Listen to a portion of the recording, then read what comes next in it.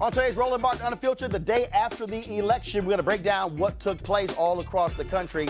What does it mean for African Americans? Well, at the top of the show, we'll talk to Pam Keith because in Florida, although Andrew Gillum has conceded, the vote total has shrunk, and he is only about 10,000 votes away from igniting an automatic recount, which also then the question comes up, what about those absentee ballots and provisional ballots? We'll talk about that. Also on the show, Latino vote, how powerful was it? Did they turn out? Was it suppressed? We'll talk to one of the pollsters with Latino Decisions about that. Also, one of the sisters who won yesterday, Ayanna Pressley. She's the first woman of color to represent Massachusetts in Congress. We will talk to her on today's show as well. Democrats take back the House. Black House members, their numbers increase. What is going to happen when it comes to them being in power? And also an absolutely weird, strange as hell news conference today with Donald Trump claiming total victory. Really, dude? Okay. And he fires Jeff Sessions, Attorney General. He has left the building moments ago that happened. Folks, it's time to bring the funk on Roland Martin Unfiltered. Let's go. He's got it. Whatever the miss, he's on it. Whatever it is, he's got the scoop, the fact, the find. And when it breaks, he's right on time and it's rolling. Best believe he's knowing. Putting it down from sports to news to politics. With entertainment just for kicks, he's rolling. It's on go, y'all. It's Roland Martin, yeah. Rolling with Roland now. He's funk, he's fresh, he's real, the best, you know he's Roland Martin now.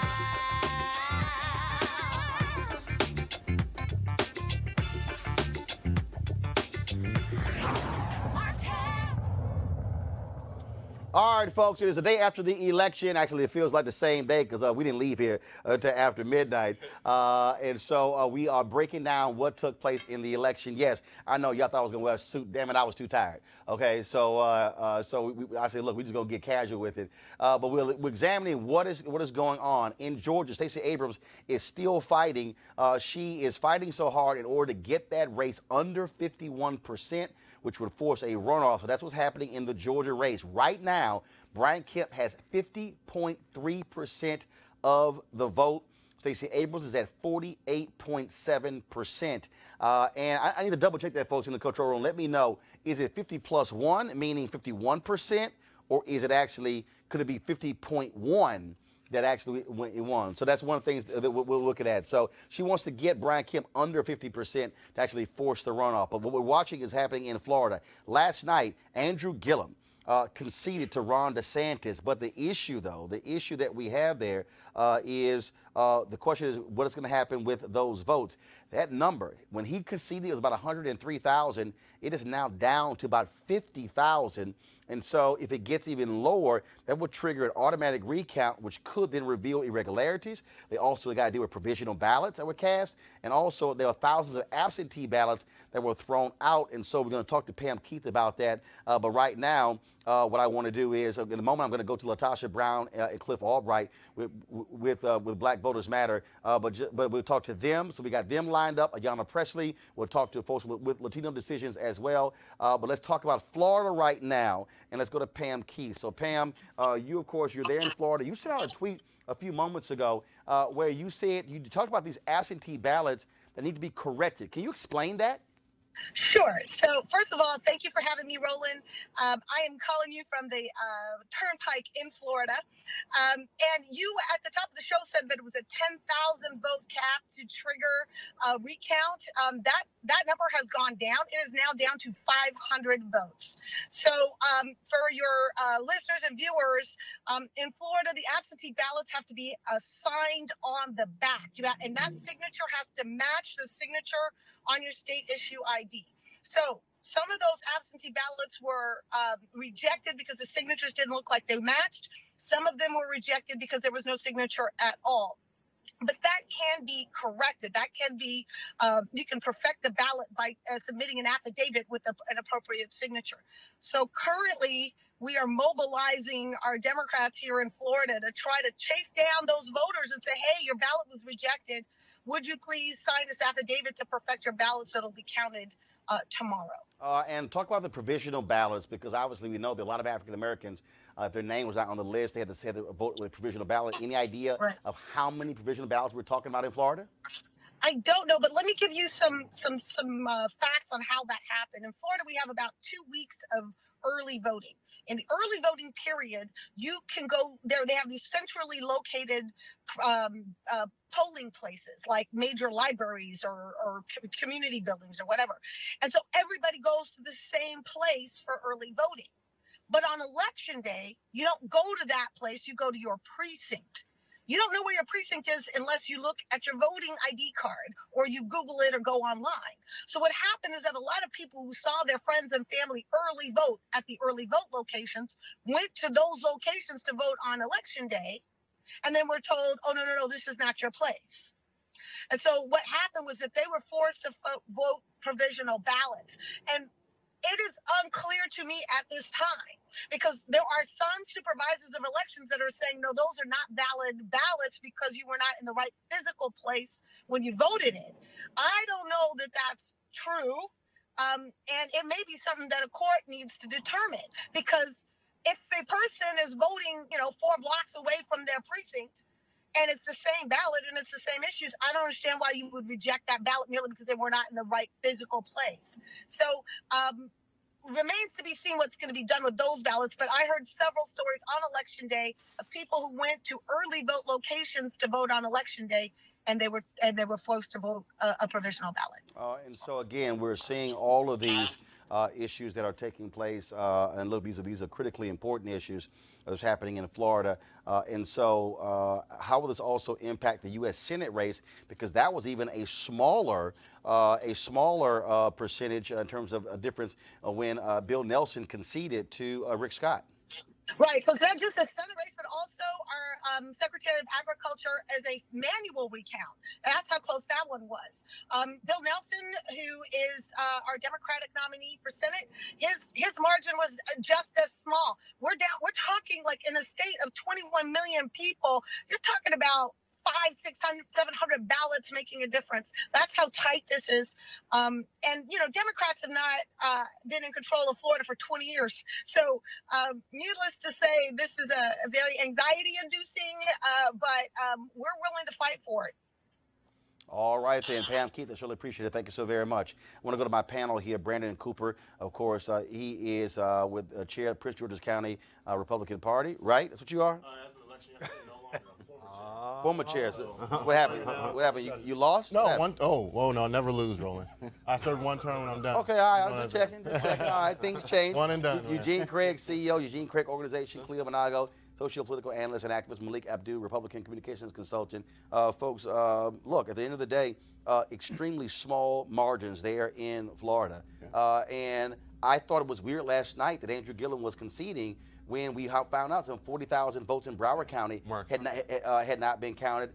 Plus, you throw in those absentee and provisional ballots. I mean, when it's that small, look, to me, you say, look, count everything, then I'll concede, but the last 20 years of Florida should tell you, from 2000 election to now, Florida has never decided on election night. So I was surprised as well that he conceded so early. Of all the black governors running, I thought that Gillum had the best chance of winning.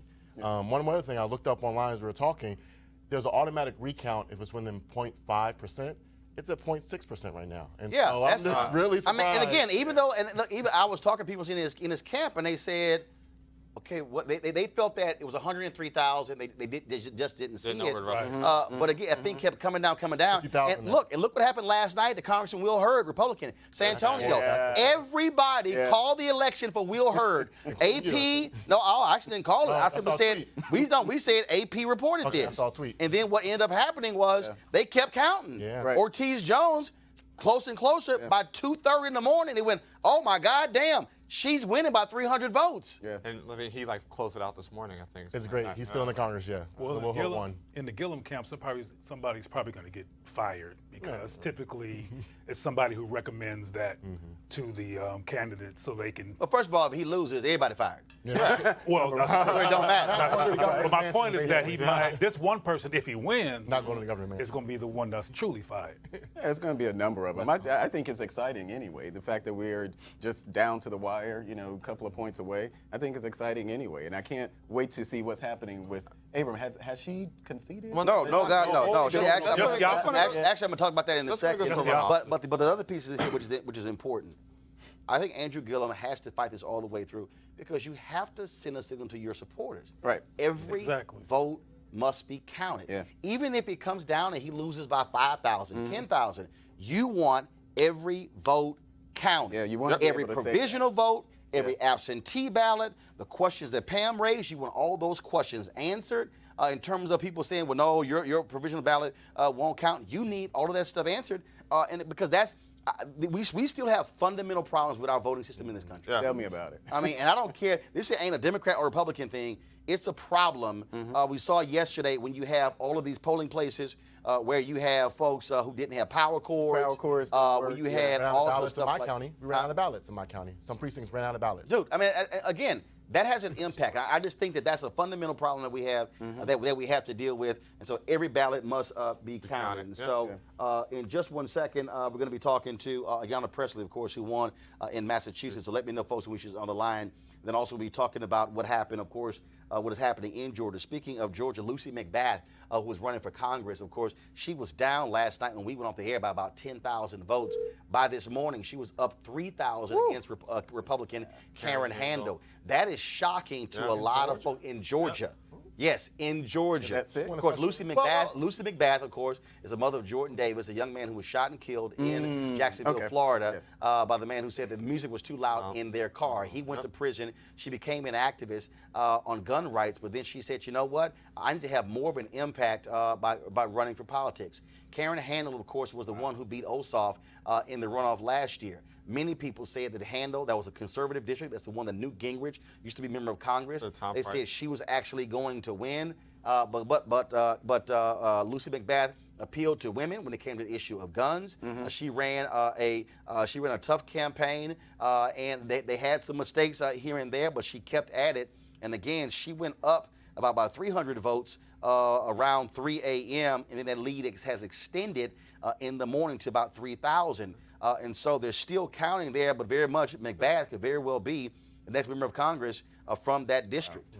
I mean, let's looking at the district and looking at the race that Karen Handel won in the runoff for Ossoff. If you look at the original election, the first election, Ossoff almost smoked her. He came close to knocking her off in the first election. So I don't think it's necessarily shocking that. Hold tight 1 second, folks. A big win last night in Massachusetts for Ayanna Pressley. Of course, she is headed to Congress, the first woman of color to represent Massachusetts in Congress. She joins us right now on the line. Ayanna, first of all, Congresswoman-elect, welcome to Roland Martin Unfiltered. Thank you, Roland. Obviously, it was a big night for you, a big night for others like Jahana Hayes. There's others. There are several African Americans who won last night, and obviously you must feel good. But what does it feel to also be a part of the largest class of black members of Congress in American history? Incredible, stunning, and deserved. You know, we are making, although they've been incremental strides towards leadership parity when it comes to race and gender, last night felt like a seismic shift. As I said in my remarks, that for women of color, the barriers for us are much harder than glass. It's not a glass ceiling, it's a concrete one. And we busted wide open yesterday. And we just have to continue to build upon that. I know in all of our races we expanded the electorate and engaged new voices in democracy. And we want those folks to stay connected and engaged, not just for an election cycle, but just for the preservation of our democracy. When you look at the issues that we're talking about in this race, obviously health care was a huge issue. What is going to be your focus when you are sworn in January? Well, you know, first order right now is in earnest beginning to make the case for the committee assignments that I'm hoping to have. Education and workforce, judiciary for criminal justice reform, because there does appear to be, although for different reasons, a bipartisan appetite for criminal justice reform, and also for the subpoena power and investigative reach of judiciary. Education and workforce, because the Massachusetts 7th is the most diverse and unequal district in our congressional delegation, and I see those as two means to address those systemic inequalities and disparities. But before I can get to any of that, what I'm looking forward to is a conversation with Democratic leadership about the vision and the future and the direction of this party. I think our races were key to our entering a Congress that is in a Democratic majority. There are lessons to be learned about our messages, the type of campaigns that we ran, rejecting corporate PAC money, people-powered movements, broad and diverse grassroots coalitions, investing in ethnic and specialty media, and the list goes on. I think we demonstrated an aspirational vision and a strength of courage, and people responded. And so it was less a referendum against the hate coming out of Washington, but really more a mandate for hope. And that's what we have to do a better job as a party, is lifting up what we are for, not simply resisting. I think our closing argument of health care was spot on. And in the races where we came up short, it is not because our candidates were not compelling or inspiring or didn't run effective campaigns. It's that they were drowned out by the hate and the fear-mongering of the current occupant of the White House, which has fanned the flames of polarization in our country. Gotta ask you this. There's a lot of conversation out there in terms of the next Speaker of the House, whether or not that should be Nancy Pelosi. Have you made a decision whether you will support Nancy Pelosi as Speaker of the House? Do you want to see an African American become Speaker of the House? I'm not sure who all will be putting their names forward. But certainly I think we all benefit from. We have been toiling in the vineyard of democratic and electoral politics for a long time, and I think we are certainly deserving of representation at all levels. I don't know who's going to put their name forward, but again, I think it's a premature conversation. I can't select a leader when I'm not even sure what the vision is for the party. I wouldn't hire a principal for a school if we weren't clear on the values and mission statement for the school.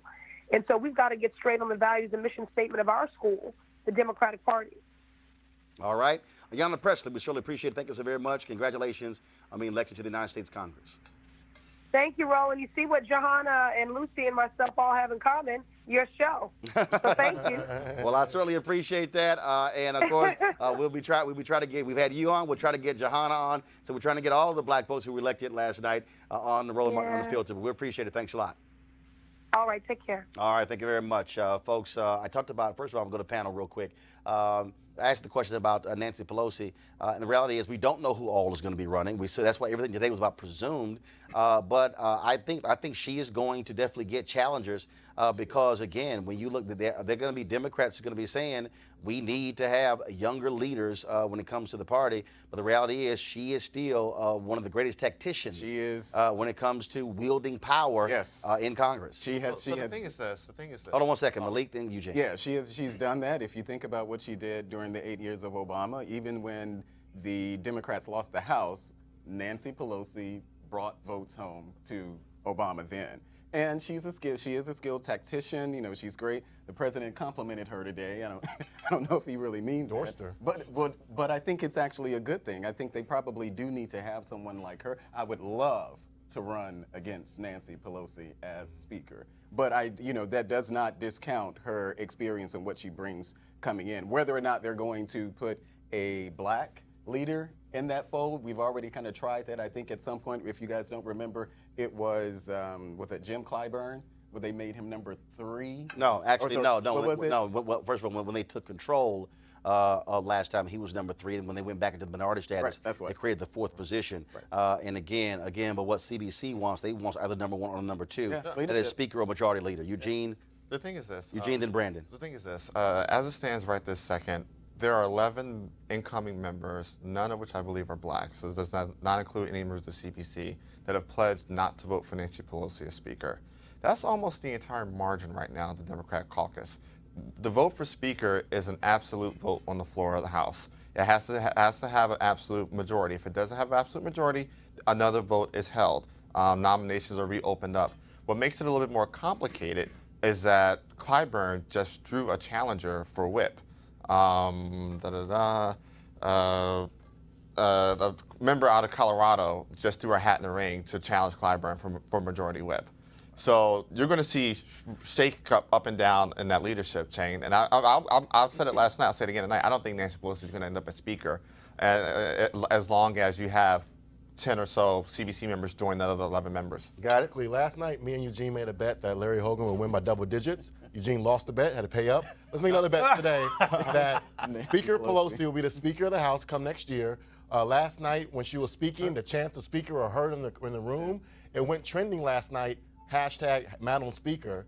You have Donald Trump coming out today saying that, she's going to be Speaker. Again, I understand all your cases for it. I agree. With all the ROI, the return on investment that we deserve in the party, I do believe we should have a number 1 and number 2 spot.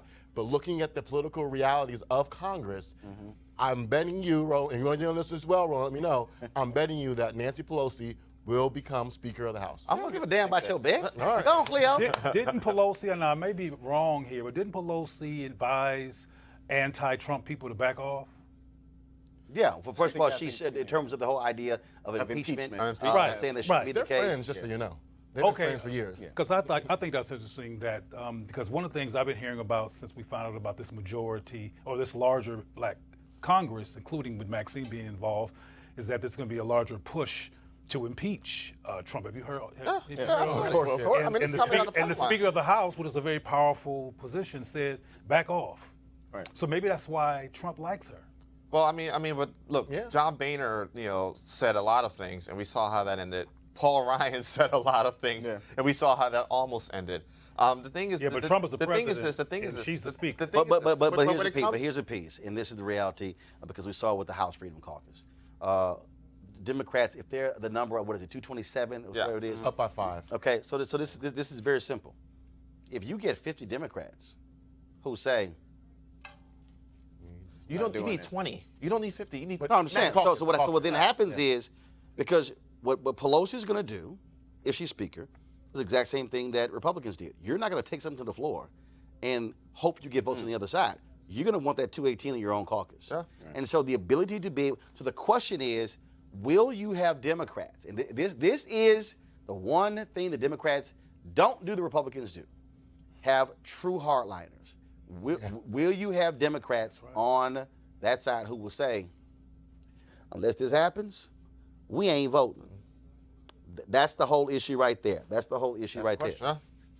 Trump. See what happens to. What Trump said today, you might have all heard this too, that y'all talking about investigating me. Y'all investigating me, I'm going to investigate y'all. Got it. That's a paraphrase. He didn't say y'all, but Well, probably but you know what we're talking about. Well, it's one of the things we talked about, of course, what was happening in Georgia. Of course, Stacey Abrams, she spoke last night, and she made it clear she's going to continue to fight this thing out. They're still counting those ballots there in Georgia as we speak. Last night, you know, we were talking to, of course, to Latasha Brown and Cliff Albright. They, of course, they filed a lawsuit against Brian Kemp. As it stands right now, I mean, you talk about a difference of less than 70,000 votes. Let's go live to Atlanta with Latasha Brown and Cliff Albright. First and foremost, glad to have y'all back. When we talk about what is going on here, Abrams did not do what Andrew Gillum did. She came out last night and gave a speech, and she says, we are going to fight this thing because she is trying to force this thing to a December 4th runoff.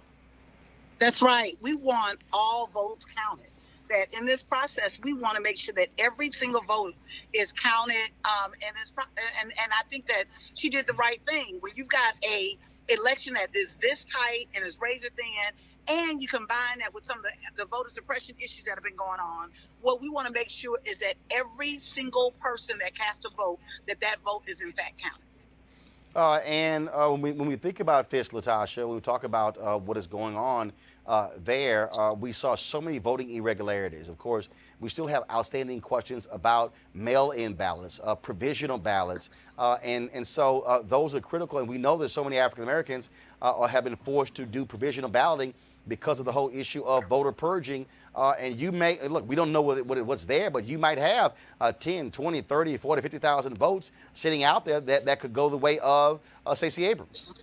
Absolutely. That's very possible. It was so, the voter suppression was so widespread. There were so many people that got to polls and had to deal with vote to cast provisional ballots that it could certainly be 10, 20, 30,000 votes out there that need to be counted and a part of this process. And I think that's part of one of the downsides you see for voter suppression, that when there's voter suppression, right, you've got this environment where that actually leads up to black votes not being counted. But you also, if you're educating folks, as we did in the work that we and others did in Georgia, we told people not to leave the polls and to demand a provisional ballot. So we know that there are thousands of provisional ballots, primarily cast by African American voters who went to voter suppression problem, their names not being on at the polling site, on the voting rolls. There was one woman who was a 92-year-old woman who voted at this particular poll in the primary election just a couple of months ago. She shows up to vote and her name is not on the voting list, but she cast a provisional ballot. And there's all kinds of reports that we received and witnessed on yesterday of people casting provisional ballots. So we know that there are thousands of those ballots out there that could be counted and could make a difference in this election. All right, Cliff, again, when we look at these voting issues, I just thought it was right to Stacey Abrams to send a signal to her supporters that she wants every ballot to be counted, because even if she loses, it allows for you to then go back and study what went right, what went wrong, what were the numbers, what happened here, what happened there, to be able to deal with the next election, the next statewide election. Yeah, you're absolutely right, Roland. That's why we thought it was important for her to fight. We think it's important that we continue to count every ballot. We think that it's important. That's why this lawsuit was filed, that Latasha is the lead litigant on, because we need to open up this process, get more transparency. We know that with Brian Kemp, we've seen an unprecedented level of conflict of interest. And so we need to be able to see what's been going on with this process. Honestly, that's also the reason why in Florida it's so important that we be able to get to that automatic recount, because once you get to the recount, you can get some more transparency to see what's been going on with all this voter suppression that's been taking place, these provisional ballots, even the way that absentee ballots are being treated, right? Which ballots are being thrown away. When you have the candidate who's also the referee and judge and picking the voters, it's just open up for all kinds of unethical behavior.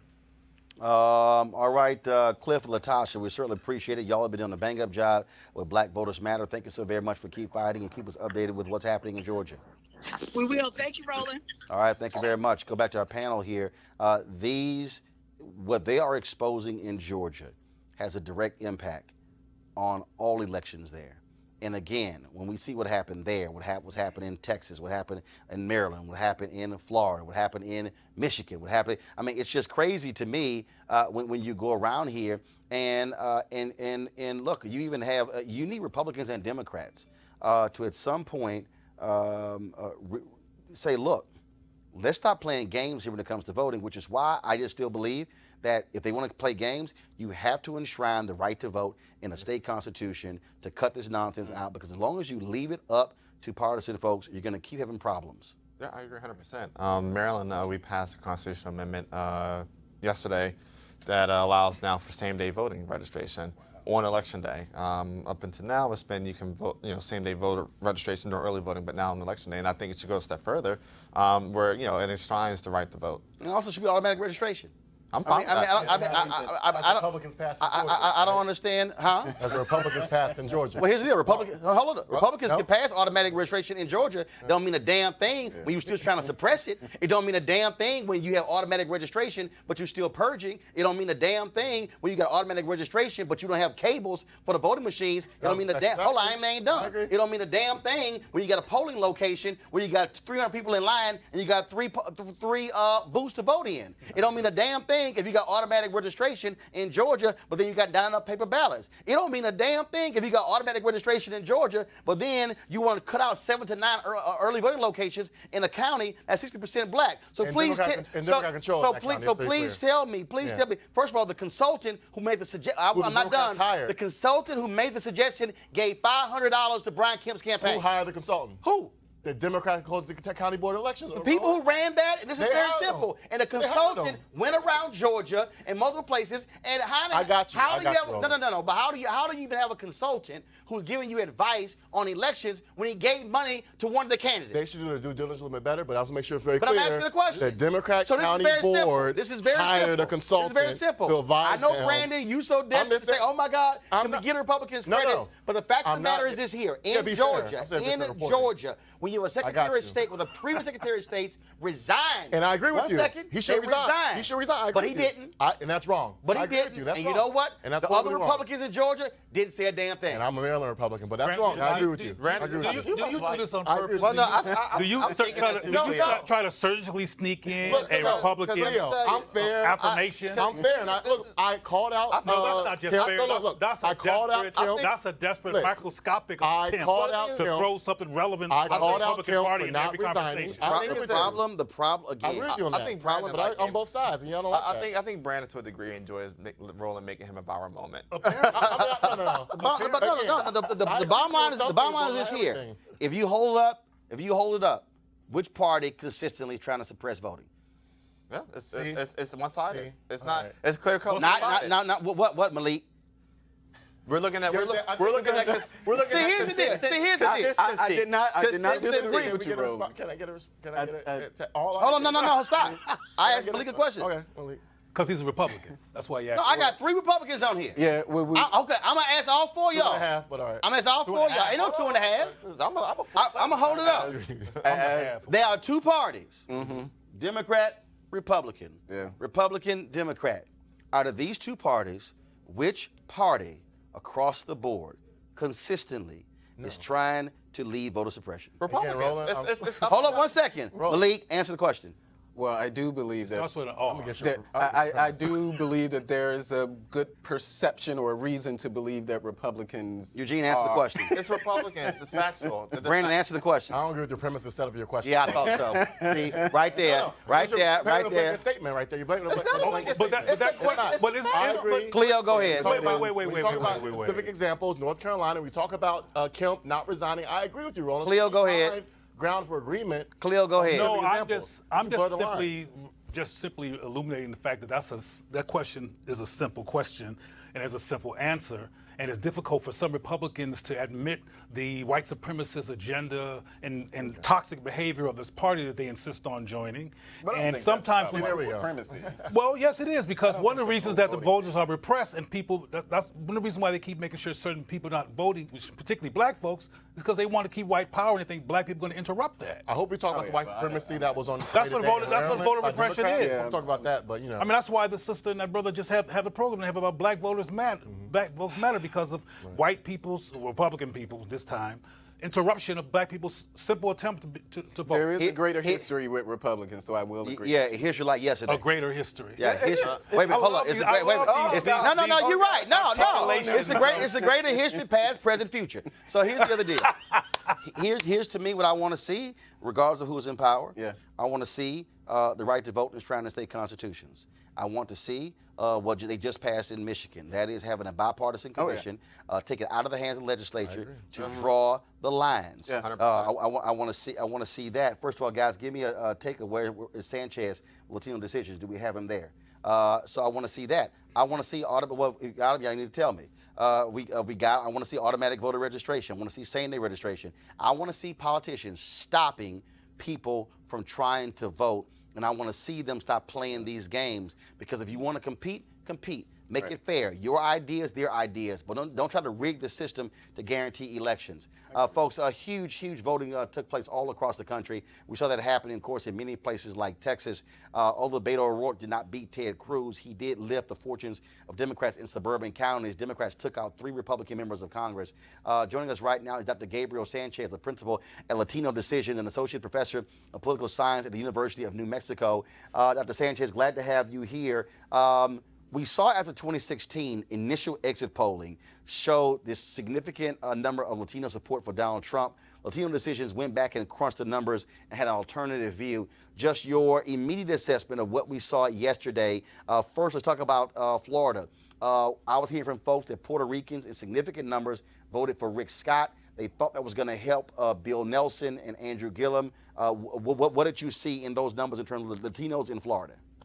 Yes, let's give you the overall number. This comes from our election eve data that validated 2,600 voters. So this is the data to go to. Don't go to the exit poll. You've seen our take on that.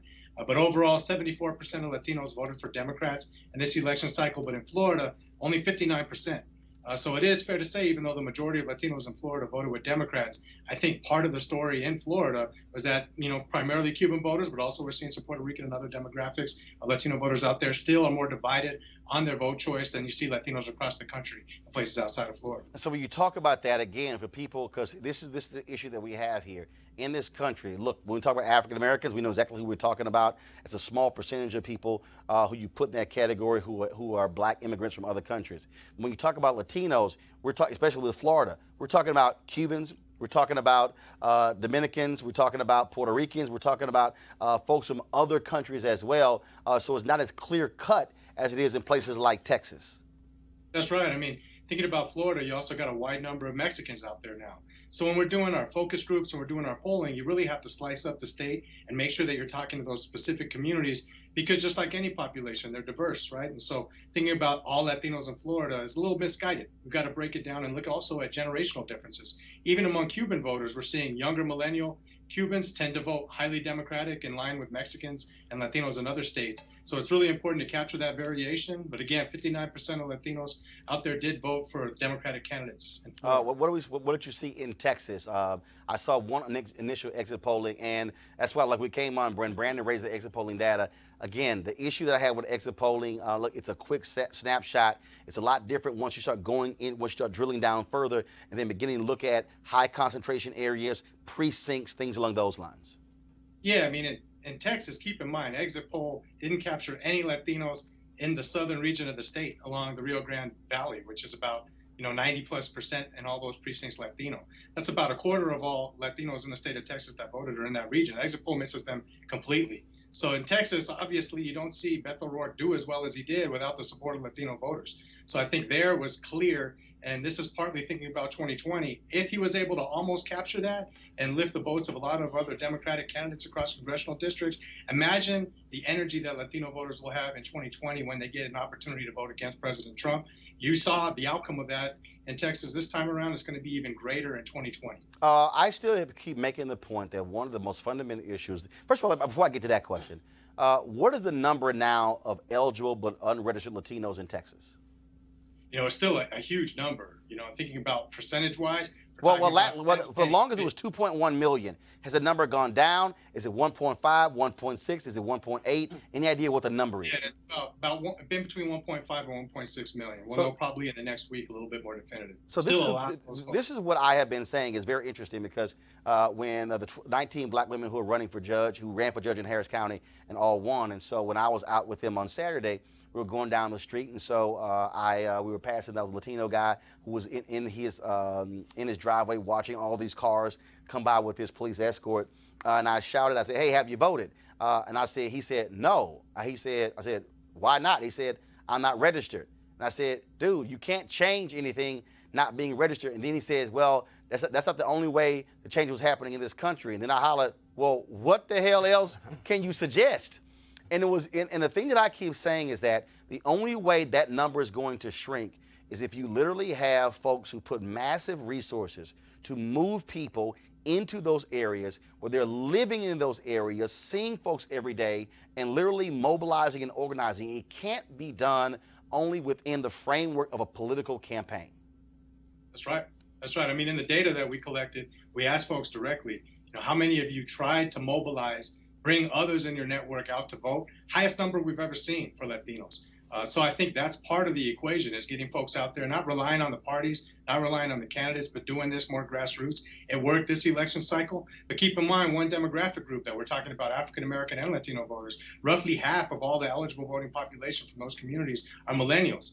And even though more of them voted this time around than normal, all of our focus groups on millennials indicate that a lot of those folks will tell you they want social change, but they see social media, going to protests as more impactful in creating social change than voting. So I think it's really drilling down to that youth demographic and shaking them up and telling them, man, you're seeing the reality of election outcomes and you're seeing the differences that it makes. You got to get out there, you got to register, and then you got to vote. Well, look, I'm seeing that with some of these ignorant-ass black men I'm dealing with on social media who are saying that, oh, no, we need to have candidates who are presenting us a black agenda and that's just black. And then when I mention the black people who are actually running, like one brother's like, oh, there are no black politicians in the whole country who are representing black people. I'm going, damn, really? Like not one? And so you have people who believe they can create systematic change, and as if you can create systematic change without politics.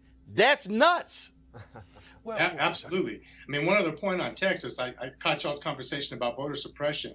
I was fortunate with my colleague Matt Barreto, also from Latino Decisions, do all the expert witness report on the photo ID case in Texas. Fortunately, we won that, but 1.2 million Latinos and African Americans would have been disenfranchised if that law were to be able to hold up. And there's still a lot of speculation. We heard from a lot of people thinking, well, hey, I thought that photo ID law was in place. I don't have the right ID. That's why I didn't go out to vote. So that's part of voter suppression. Even if it gets defeated in courts, that lingering effect is real. And we hear from a lot of folks, hey, I didn't go because I don't have the right ID, even though the courts threw out the case. So I think voter suppression is a real phenomenon. And to answer the question y'all are batting around, if anybody can name one state that's been in Democratic hands that have pushed for photo ID law, I mean, that's a really important dimension of voter suppression that not a lot of folks talk about. All right, Dr. Sanchez, we appreciate it. Thanks a lot. Look forward to having you back on Roland Martin Unfiltered.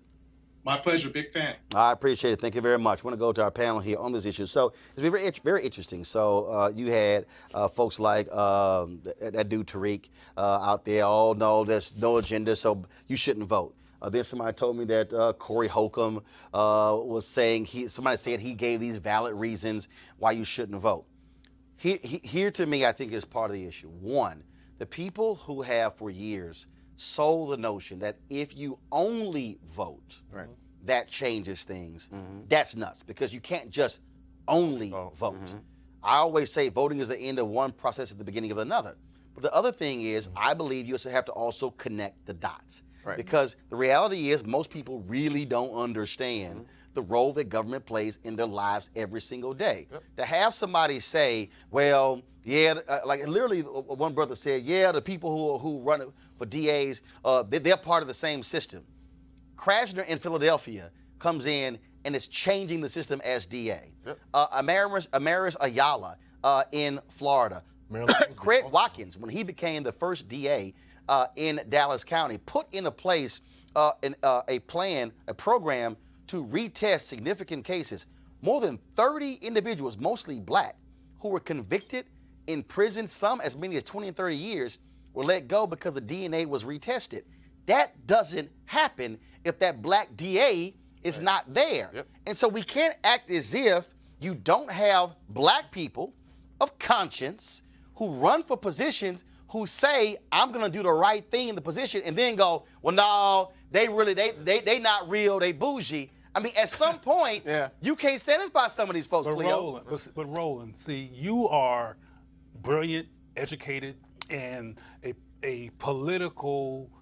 You know what time it is, the day it happened, whose mama it was, and what day it turned blue. I mean, you know all this stuff.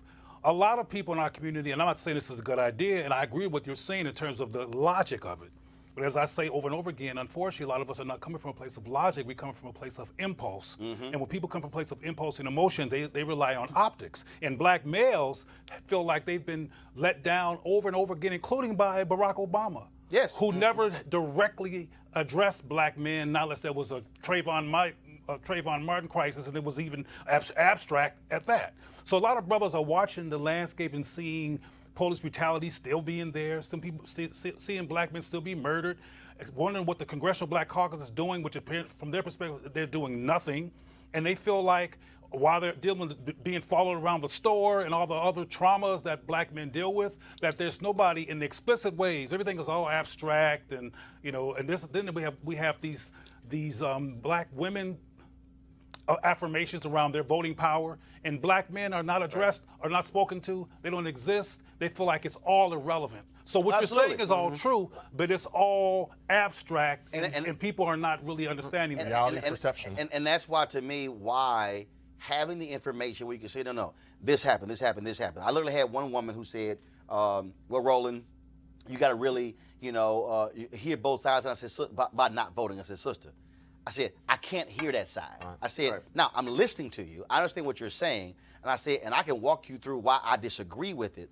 I said, but the problem she says, well, I got a black son, and change is not happening fast enough. And I'm going, look, first of all, that's been the mantra of black people for 399 years, not happening fast enough. I think what has to happen is, and this is to me also the difference that we don't see today, what Reverend Barber has been trying to do. The beauty of SCLC, the beauty of CORE, the beauty of, and I can't wait to, guys, we're going to replay the interview that I did with Reverend Dr. James Lawson, one of our greatest mobilizers, organizers, and thinkers. The biggest difference that we have is we don't have, with these institutions, the citizenship education training. Dr. Dorothy Cotton, who just died a few months ago, she was over the SCLC's citizenship education training. This is what she said in her book, and even when I interviewed her. And guys, we have that interview. It's also on my YouTube channel. When you came into SCLC, you didn't say, I want to join SCLC, then boom, you went to the meeting. No. But what year was this? This was in the 60s. That's what I thought. No, but follow me here. But that's why I'm trying to get us to say what's old ain't old. Yeah. It can also be new. When you came in, it's environmentally old. This is what they did. They said, first of all, I need to find out who you are, how you think, and frankly, where you stand. And then they said they had to reprogram folks where they were, and then when they passed, then sent them back out. Yeah. We got to have citizen training. We got to actually have sessions teaching people about civics, teaching people about actually what is happening, as opposed to walking around going, oh, ain't nothing happening. Well, I think it's what you said, earlier when you started off and saying that there's been a failure to connect the dots.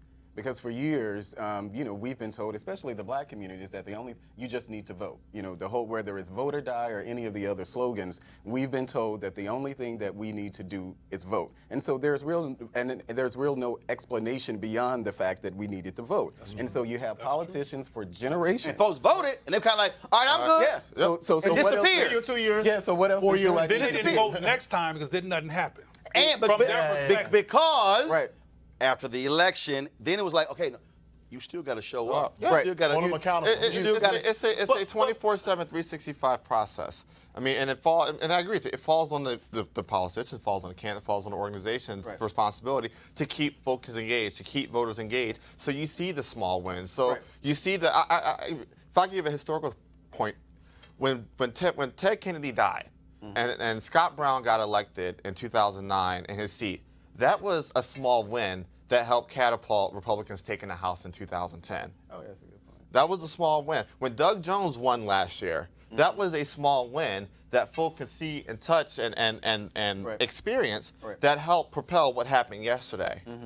Cleo. If we want black people to vote, particularly black men, but everybody should vote who's black and everybody else, but I'm talking about the people who feel the most alienated from my own research and observation. Right. We have to not just say, look, you better vote and you better, break down with all these theoretical facts that you often break down. We have to actually take seriously and engage their perspective, their worldview. I mean, back when Lawson was doing things, black people were less confused. We're now very, very confused. You got black folks all in large with blonde hair. Sustained. Okay. Cleo, in court, sustained means the judge agrees with you. I should have known Cleo that. did not say the movie's best man. No, go ahead. No, I did not. But I'm telling you that, Go ahead. that black folks. The other day, I was in Baltimore and I saw. Well, I probably shouldn't say this. That'd be too controversial. Anyway, black folks are confused. Well, Brandon. Hold on. Cleo, then Brandon. I want to back that up. Black people are confused and are being chastised for being confused. Our youth are ahistorical and being chastised for being ahistorical. And people don't understand that people don't know that they don't know that they don't know. Hold on. I'm coming to you, Brandon. But I got to say this here. Because, y'all, so I tweeted this photo of me yesterday with my Black Voters Matter hoodie on. I said, you need to vote because Trayvon Martin can't, because Jordan Davis can't, because Ayanna Jones can't, Rekia Boyd can't. So I've had some people on my side, I'm like, oh man, you out of touch with how you raising up the dead to force folks to vote. And I said, you do know that we said Jimmy Lee Jackson was killed in Selma, and that's what that precipitated the bloody Sunday. I said, you do know when the death of Medgar Evers and the 4 girls in Birmingham. I said, not the king. I can go on and on. I said, you act like it's new that we've said when somebody black has been killed and then you're fighting for social justice, and we said vote because they can't. And these people like, oh, you out of touch because you shouldn't be using their names. And I'm going, have you read a book? Do you even understand that this ain't new with black people? I got to go to Brandon. I'm going to come back to Cleo. Quickly, you're talking about being misinformed. One of my favorite quotes, Denzel Washington said, if you watch the news, you're misinformed. If you don't watch, you're uninformed. To that very point, I think we're a victim of our own culture nowadays. We got a 24-hour news network. You got instant gratification with social media. People have short attention spans nowadays, and education system is not controlled by us. And so I agree to your point, Roland. You're talking about having civic lessons and trying to retrain our minds.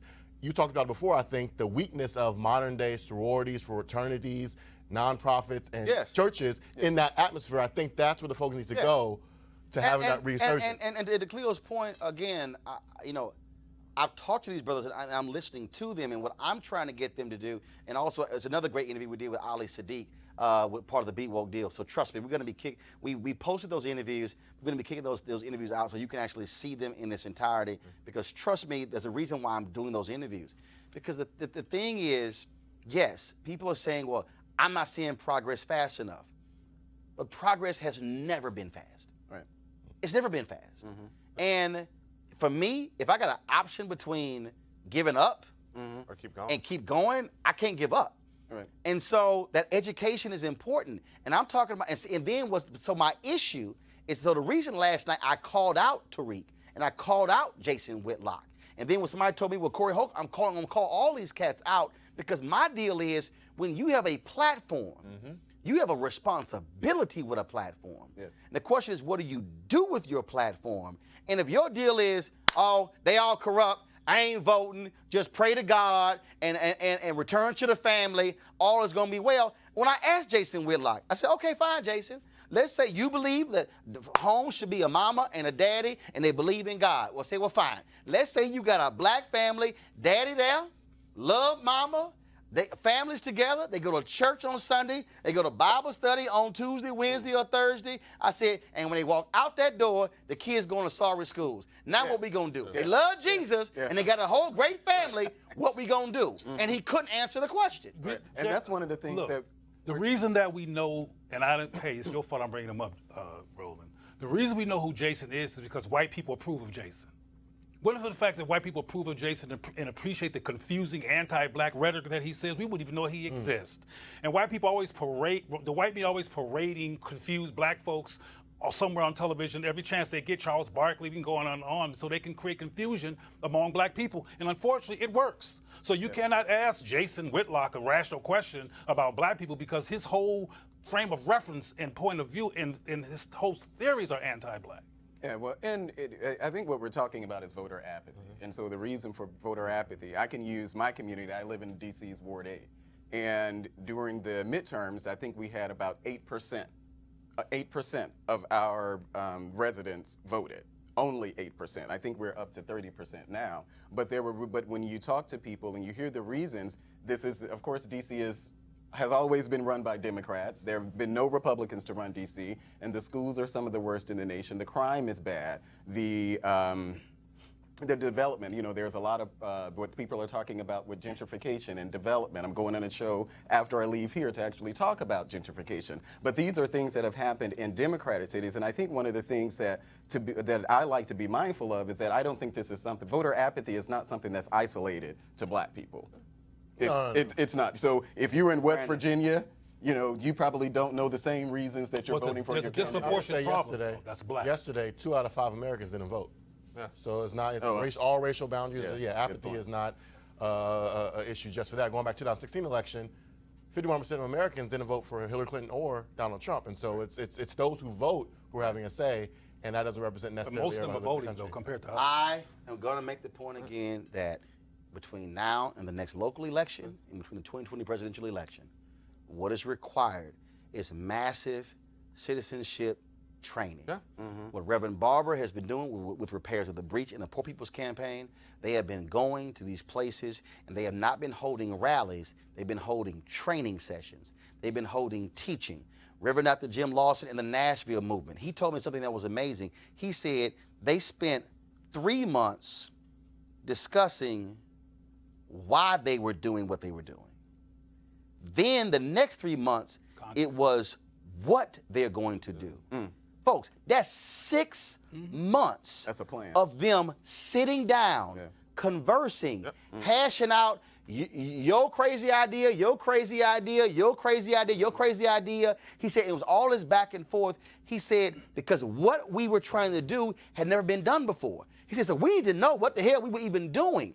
And so, and it was amazing because again, walking that through it and see when we talk about Diane Nash and James Bevel and all these people, they all came out of Lawson's Nashville movement. They were trained before they even got to Dr. King and SCLC. They went through training. We have people and a lot of Black Lives Matter activists, and I'll say this, a lot of them were doing the training as well. But the issues that we have is we have to have that massive training. That's where the dots are connected, and that's where people go, oh, I didn't realize that person impacts this and that impacts this. Now I see why you saying you got to vote. I agree with that. Trainings, but not in an echo chamber. I want to credit you with having a diversity of thought in these discussions. It's needed. No, I said training. I didn't say. I'm agreeing with you. I'm adding to your point. Training means everybody. I'm adding to your point. It's not always going to understand, but you recognize that value of that. I'll make sure. Training means everybody. Training means everybody. Not everybody recognizes that. I'm agreeing with you. Leo. Well, I agree with what you're saying, but I also want to reiterate that back in the day, in the 60s and 70s, we were a lot less confused about what our enemies and what our adversaries look like. Right now, some of us got more blonde hair than white folks. I'm talking about right now. So my point is that we need contextual discussions like what you said, but we also need to address the scar tissue that have resulted from years of no conversation and that has festered into mass confusion and people being alienated out of this whole process. And again, though, I just give you just real quick a couple of things here, and I'm about to address this fool here on Twitter. It's this perfect example. No, seriously, because like this guy goes with his ascot and alpha gear, ain't no different than a blood banging on a crib. Okay, that's pretty What? stupid. No, because follow me. Because what he's saying is, oh, you in the frat, that's same as the blood or a Crip. First of all, I'm not killing another black man. I'm not committing crimes being in a fraternity. And we all went to college. But here's the second one. And why didn't he go to HBCU asking for a friend more bougie BS? Ooh. No. Cause see, we gotta go ahead and deal with it. Cause see, you got black folks out there who do the same thing. Here's what you need to understand. My high school, Jack Yates High School, right across the street. When I say across the street, cat corner, is Texas Southern University. Behind my school is University of Houston, Jack Yates High School. At Jack Yates High School, Magnet School of Communications, I was voted by the teachers the best student there in my 4 years. Did TSU recruit me? No. Did TSU have a School of Communications? Yes. University of Houston, PWI, School of Communications, they recruit me? No. Prairie View A&M University, it's the HBCU, 90 minutes away. They were on our campus my whole 4 years there. Did they recruit me? No. Why did I go to HBCU? Because my brother went to Texas A&M because they gave him an $8,000 scholarship. Because you know what? I got a $10,000 scholarship. And my sister got a $10,000 scholarship. Why didn't I go? Because my parents didn't have the damn money, and 3 of us were in college at one time. So you know what made sense? Us to all go to school at the same place. So when they sent money to one, it helped all 3, and it was scholarships. So while a bunch of y'all out there are questioning black folks and their commitment to HBCUs, do realize that I had to make a financial decision as to why, because my family couldn't afford it. So guess what my family now has? 3 college graduates, all from Texas A&M. And also, by the way, Texas A&M is a state university. Taxpayer dollars fund that school. Guess who grew up in Texas? My parents. Guess who are taxpayers? My grandparents. So Texas A&M is also my damn school. See, this is what y'all need to understand, because here's the other piece. A&M, Texas was one of the places did not want to accept the money from the federal government to create land grant institutions after the Civil War. It was black state legislators who supported the effort to create land grant institutions. So were it not for those black state legislators after the Civil War, then you would not have land grant institutions in southern states. Now that you've been properly educated as to why I didn't go to HBCU, let's go forward with our HBCU hashtag Giving Day. Press play.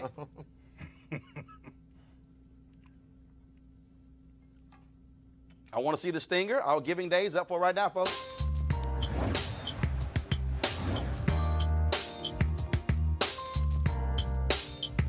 So today's HBCU Giving Day School, by the way, for you haters, initiative that I created, is Xavier University of Louisiana, founded in 1925. Niche.com ranks Xavier #2 among the nation's historically black colleges and universities. And also, so be sure to go to, folks, xula.edu, xula.edu. And of course, they are #1 in the nation in the number of African American graduates who go on to complete medical school. And so, and lastly, for the brother here answering, bunch of HBCU graduates, cut a check to your school. There you go. Florida A&M, y'all was talking about Andrew Gillum being a rattler. 5% of Florida A&M graduates give back to their institution. 5%. Wow. That means that 95% of all the Florida A&M University graduates don't send a dime or a nickel or a penny back to their alma mater. So all I'm saying is you're going to walk around with the letters on your shirt, on your jersey, or on your sweatshirt, or on your hat, or your license plate, on your keychain, then you might want to send a check back. That's all I'm saying. Cleo said a bunch of us are confused. Now I just unconfused some of y'all. All right, folks, we'll be broadcasting the show tomorrow, and also Friday. I'm going to be in San Francisco for the Afrotech conference. Looking forward to that. And we're going to have more conversation. We're going to talk about gerrymandering tomorrow. We're talking to somebody from Michigan where they passed a ballot initiative to now deal with gerrymandering in that state. And a federal judge has thrown out some seats in Maryland. We'll talk about that as well on tomorrow's show. Please go to our YouTube channel to watch, of course, our coverage last night. We broke it all down as well. plus my commentary for y'all to stop listening to all these fake conscious Negroes out here who are telling you don't vote, who have no understanding what the hell they even talking about. Yeah, I called all of them out, so you want to see that commentary. And then we'll also be going to be restreaming my interviews with Dr. James Lawson, Ali Sadiq, and others, including Chuck D, talking about why we must vote going beyond just election day. So folks, don't forget to also support Roland Martin Unfiltered by joining our Bring the Funk fan club. Your donations make this possible. If you want to say that we need unfiltered conversations, because I can tell you right now, give me a wide shot, please. You are not going to see 5 black men at the same time on any cable news network talking about the election, and they damn sure not go back to the wide shot, because I want them to see this. They damn sure ain't going to see 5 black men breaking down why black men are not voting. And so 5 of us at one time, it's probably going to take them about 3 weeks or a month to have 5 black men talking politics, 5 different black men talking politics. I'm just saying. So y'all be sure to support Roland Martin Unfiltered. All I'm asking is for our folks to give us an average of $50 each for the whole year to join our fan club. That's what we need. The goal is to get 20,000 people giving that so we can fund this to keep it independent, because I keep saying we got to fund our freedom, because we can't depend on somebody else actually doing it. All right, y'all take care. Have a great night. Hi!